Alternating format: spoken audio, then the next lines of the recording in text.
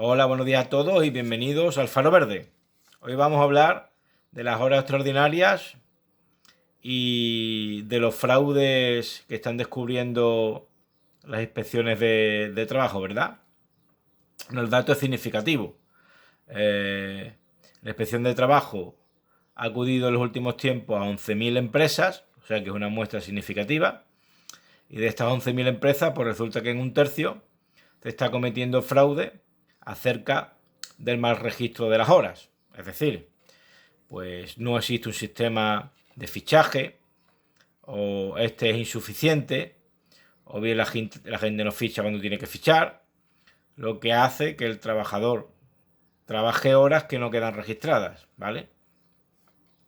Digo lo de que el sistema de fichaje no sea suficiente porque ya vimos alguna jurisprudencia de los tribunales superiores que decían que el sistema de fichaje no basta con que sea manual, no basta con que sea un folio en el que nosotros escribimos y firmamos, sino que tiene que ser telemático. Esto es muy importante.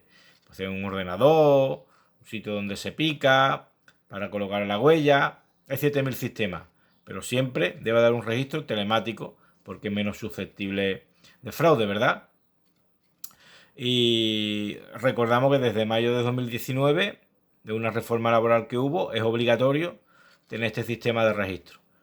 Pues bien, en un tercio de las empresas, los trabajadores trabajan horas de más, que bien o no se pagan directamente o se pagan en negro, lo que supone a su vez un fraude para la seguridad social. La inspección de trabajo concluye algo que ya sabíamos todos, y es que es algo estructural. Es algo que pasa en España como norma general, no es algo excepcional, ¿verdad? Que el incremento de la inspección de trabajo lo que hace es sacarlo un poco a flote, pero no es capaz de resolver el problema de fondo. Y las que salen en las fotos, sobre todo, son las regiones más turísticas: Andalucía, Canarias, Cataluña, y se señalan básicamente varios sectores que tenemos todos en la cabeza, como pues de construcción, trabajo del hogar, agricultura y sobre todo también hostelería. Sobre todo dentro de Andalucía, en Málaga. Estas tres regiones, Andalucía, Canarias y Cataluña, se llevan el 50% del fraude, porque en hostelería, como norma general, en los chiringuitos no se ficha. Esta es la realidad. Y o bien no te pagan esas horas, o te pagan en negro, o te dicen, mira, te pago 2.000 euros en julio y aquí desde que se abre hasta que se cierra, ¿verdad? Por lo que la conclusión es algo que ya sabíamos y viene a reafirmar lo que todos sabíamos, pero no está de más que nos recuerden, ¿verdad? Con respecto al régimen de las horas extraordinarias, bueno, pues se recoge en el artículo 35 del Estatuto de los Trabajadores, si no me equivoco, y a destacar que no pueden ser más de 80 horas al año, ¿vale? Hay un caso excepcional en el que sí se pueden superar estas 80 horas al año, y es que si demandan hacer horas extraordinarias porque haya un riesgo para la empresa, ¿verdad? Ya sea para prevenirlo o para repararlo, pienso en un incendio o alguna catástrofe de esta magnitud en el que pueden obligar a la gente a hacer horas extraordinarias, ¿verdad? Debido a que corre riesgo la supervivencia de la empresa. Pero como norma general, por supuesto, las horas extraordinarias son voluntarias, ¿vale? Y que la empresa puede decidir es una potestad de la empresa, no del trabajador. Es potestad del trabajador decir si sí o si no, pero una vez que las hace, es potestad del trabajador, de la empresa, perdón, o darlo en dinero, que a falta de pacto en contrario debe ser como mínimo el precio de la hora ordinaria, o bien en tiempo recuperable. Tiempo recuperable que tiene que ser dentro de los 4 meses siguientes, ¿verdad? Lo típico, que a lo mejor está en trabajo, echas 2 horas de más porque hay gente y otro día te la devuelven. Así es básicamente como funciona las horas extraordinarias. Y por último, una reflexión.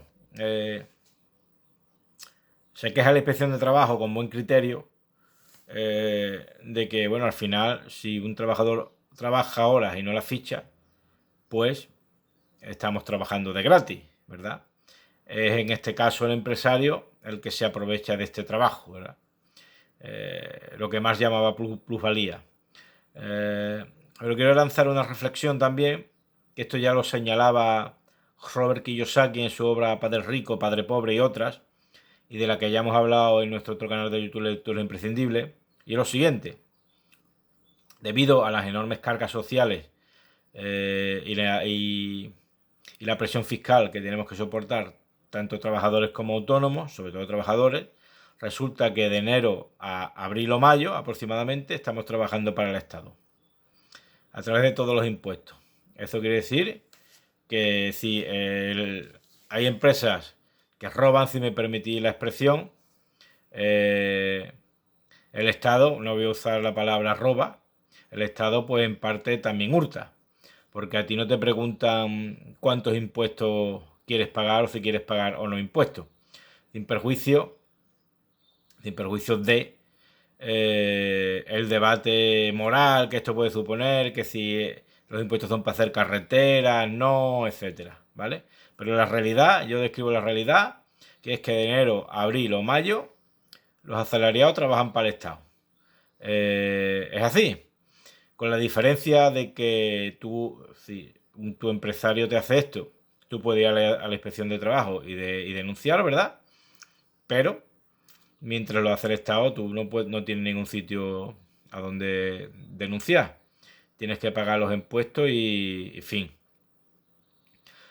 Sí sería interesante que en España en su día lo hubo, ¿verdad? Y lo ha habido hasta hace poco también con respecto a los autónomos, en los que los autónomos, siempre con una cuota mínima, podían decidir cuánto pagar a la seguridad social. Ahora no. Ahora lo que hay es una escala, dependiendo del dinero que tú factures, tienes que contribuir a por cojones con la cuota que te diga este cuadro, ¿verdad? Ya no tienes margen de maniobra como autónomo. En tiempos con los trabajadores sucedía igual. Era el trabajador el que podía decidir hasta cierto punto la cuota de seguridad social que podía pagar, ¿verdad? Al final es una cuestión de responsabilidad personal. Tú como trabajador o como autónomo sabes que si pagando poco a la seguridad social, luego te va a quedar poca pensión, pero al final tú asumes el riesgo. Y tú puedes decidir, como persona libre, independiente e inteligente que eres, quizás en vez de apostar ese dinero para tu jubilación, incluso para el paro, incluso para tu formación, apostarlo en el Estado, ¿verdad? Apostarlo a otro caballo, ¿verdad? Sin embargo, no puedes. Tienes que apostar al Estado a por cojones, hablando por un timal, que es el que se va a encargar, en teoría, de tu jubilación. Esto nos lleva a reflexionar acerca de todo lo que es la estructura de nuestro sistema. Y ya con esto termino. Como todos sabéis, nuestro sistema de seguridad social es solidario, no es de capitalización. Quiero decir, lo que yo pongo hoy en la hucha de la seguridad social no me lo guarda ni la seguridad social, ni el Estado, ni nadie para mí del futuro, para mí yo del futuro, mejor dicho, y que de ahí cojo mi pensión, sino lo que yo estoy poniendo ahora en la seguridad social, para el mes que viene se pagan las pensiones que hay en ese momento, ¿verdad? Porque es un sistema solidario, no un sistema de capitalización. ¿Esto qué quiere decir?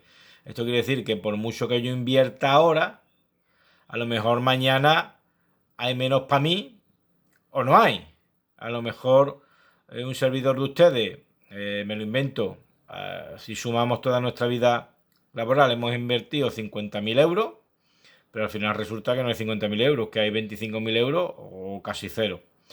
De hecho, todas las medidas que se han tomado en España, se están tomando en Francia, todas las que se está liando, de subir la edad de jubilación y subir las cotizaciones. Al final, cuando la tendencia debería de ser hacia un Estado cada vez, bueno, hacia una política cada vez más liberal en la que el individuo decida, pues al final nos tratan como masa. Cada vez nos exprimen más, no tenemos destino cierto de lo que hacen con todo ese dinero y resulta que al final los trabajadores asalariados y también los autónomos, y ya con esto sí que termino de verdad, perdón por hacer el vídeo muy largo, tenemos a dos explotadores como norma general. Por un lado tenemos al empresario, que quien más, quien menos, el que tiene una vida, el que tiene o ha tenido una vida laboral más o menos larga en algún sitio, lo han explotado con estas barrabasadas u otras. También, como ya lo he dicho muchas veces, como prueba de descargo, tenemos que decir que lo que tienen que pagar los empresarios es una auténtica barrabasada, lo que no justifica el fraude, por supuesto. Pero si tú quieres contratar a un tío por 1.100, no puede ser que tú tengas que poner 1.600. Es que no te salen las cuentas. Eso por un lado. Que si a lo mejor fuera menos, ¿seguirían haciendo fraude? Puede ser que sí, no lo sabemos. Pero como te pille la inspección de trabajo, te casca una multa que igual tienes que cerrar. Sobre todo si eres una empresa chiquitina. Si eres una empresa más o menos grande, pues todavía puede aguantar tipo.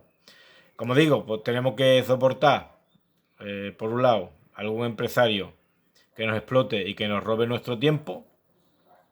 Al final nos roba tiempo en forma de dinero, en forma de tiempo. Y por el otro lado tenemos al Estado, que nos hurta, mejor dicho, en este caso, en forma de tiempo. Muchas gracias por vuestra atención. Perdón por la intromisión final. Por favor, suscríbanse si les gusta lo que ven. Denle a like, que nos ayudan mucho con el canal. Y tengan ustedes muy buenas tardes. Gracias.